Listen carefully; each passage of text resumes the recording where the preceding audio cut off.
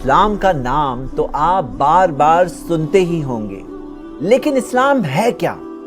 जानने के लिए क्या आप अपनी जिंदगी की 10 मिनट दे सकते हैं? इस्लाम से चाहे आप मोहब्बत करते हो या चाहे आप नफरत करते हो, दोनों के लिए इस्लाम क्या है जानना जरूरी है। अगर आप जानना चाहते हैं आपकी जिंदगी का मकसद क्या है, अगर आप जानना चाहते हैं कि आपका मालिक क्रिएटर कौन है और असल रियल कामयाबी किसे कहते हैं, तो आपको इस वीडियो को एंडिंग तक जरूर देखना चाहिए।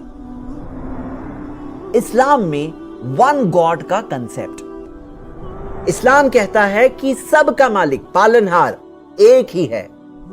आप सोचें, हम सब में एक ही खून दौड़ता है, एक ही जमीन पे रहते हैं, एक ही आसमान हम सब के ऊपर है, तो हम इंसानों का मालिक भी तो एक ही है। पूरी कायनात यूनिवर्स का बनाने वाला एक ही है, वही है हर चीज का मालिक। आप सोचो, एक छोटी सी गाड़ी में अगर 2 ड्राइवर्स हो जाएं, तो हर चीज दरहम भरम हो जाएगी। इस कायनात में अगर एक से ज्यादा चलाने वाले होते तो पूरा कंफ्यूजन हो जाता। इस्लाम कहता है कि उस पालनहार के जैसा कोई नहीं है। सोचें, ये बड़ी कायनात, आसमान और जमीन की हर चीज, हमारी अपनी बॉडीज, एक सेल के अंदर की पूरी डिजाइन, यहां तक कि डीएनए के अंदर की कोडिंग, सब ये बात की गवाही देते हैं कि इनका क्रिएटर है और वो क्रिएटर बहुत इल्म वाला है, बहुत ताकत वाला है, कंट्रोल वाला है, बिल्कुल परफेक्ट है, उसके जैसा कोई नहीं है।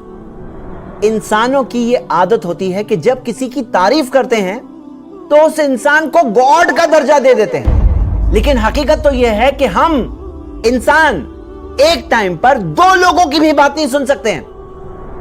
ऊपर वाला तो करोड़ों की पुकार सुनता है।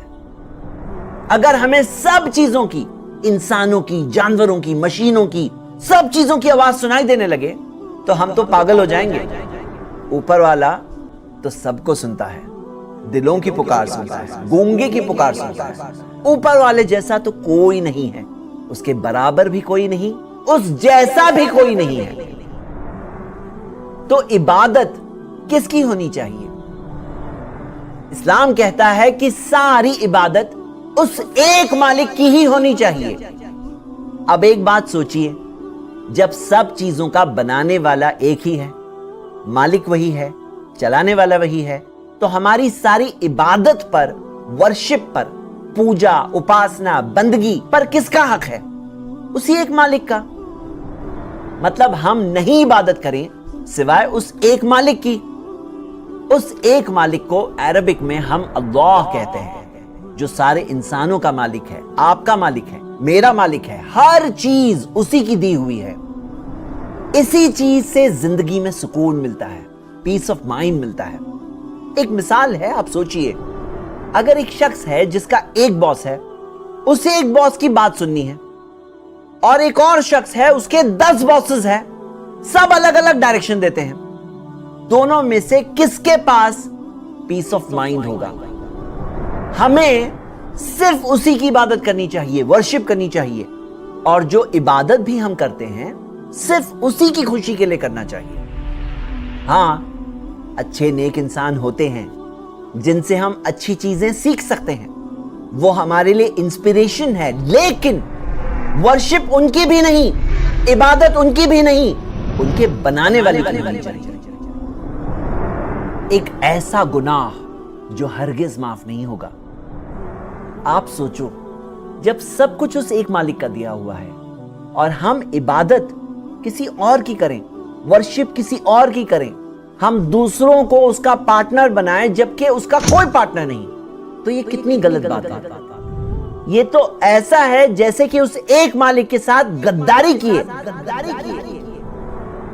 उसकी जमीन पर रहते हैं, उसका दिया हुआ खाना खाते हैं, सारी नेमतें उसकी दी हुई, और हम इबादत करें, वर्शिप करें दूसरों की। ये इस जमीन पर होने वाला सबसे बड़ा अपराध, अनफॉरगिवेबल सिन है कि हम उस एक मालिक के साथ दूसरों को शरीक करें, पार्टनर्स बनाएं। एक ऐसा गुनाह है जो कभी माफ नहीं होगा। मौत के बाद زندگی۔ اسلام سکھاتا ہے کہ مرنے کے بعد زندگی ہے۔ یہ زندگی ایک ایگزام ہے اور ایگزام کا رزلٹ تو آنا ہی ہے۔ مرنے کے بعد ہمارا رزلٹ آئے گا۔ آپ سوچو، جس نے ہمیں پہلی بار بنایا، کیا اس کے لیے ہمیں پھر سے بنانا کوئی مشکل کام ہے؟ جس نے اتنی بڑی دنیا بنائی، اتنی بڑی کائنات بنائی، یونیورس کو بنایا، کیا وہ ہمیں پھر سے نہیں بنا سکتا؟ جو زمین کو سوکھ کر مردہ ہو جانے کے بعد اسے بارش کے ذریعے زندہ کر دیتا ہے اور زمین پھر ہری بھری ہو جاتی ہے، کیا وہ ہمیں پھر سے نہیں بنا سکتا؟ ایک دن آئے گا جس دن پورا انصاف ہوگا انسانوں میں، اچھوں کو اچھائی کا انعام ملے گا۔ جنت ایک ایسی جگہ جہاں ریئل خوشی ہے، جہاں ہمیشہ رہیں گے۔ اور اگر برا کیے ہیں، حق کو دیکھ کر سمجھ کر، سچائی کو دیکھ کر سمجھ کر انکار کیے ہیں، تو اس کا انجام بھی ہمارے سامنے آئے گا۔ جہنم ایک ایسی جگہ جہاں موت ہر طرف سے آئے گی لیکن کوئی انسان نہیں مرے گا، جہاں سزا ہر طرف سے ملے گی لیکن ایک انسان پھر نہیں مرے گا۔ یہی سچائی سارے انسانوں تک پہنچانے کے لیے اوپر والے نے انسانوں میں سے ہی ایک انسان کو چنا۔ ایسے چنے ہوئے انسانوں کو رسول، پیغمبر، میسنجر، مارگدرشک بنائے۔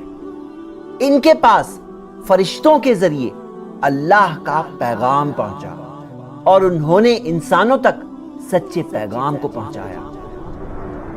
1400 سال پہلے آخری پیغمبر محمد صلی اللہ علیہ وسلم کو عرب زمین پر بھیجا گیا، ایک ایسے انسان جنہوں نے زندگی میں کبھی جھوٹ نہیں کہا، امانت دار، ہائیسٹ لیول کا کیریکٹر رکھنے والے۔ آپ پوری زندگی دیکھ سکتے ہیں۔ میں آپ کو صرف ایک مثال دیتا ہوں۔ ان کا ایک بیٹا تھا، ابراہیم کا بچپن میں ہی انتقال ہو گیا۔ جس دن انتقال ہوا اسی دن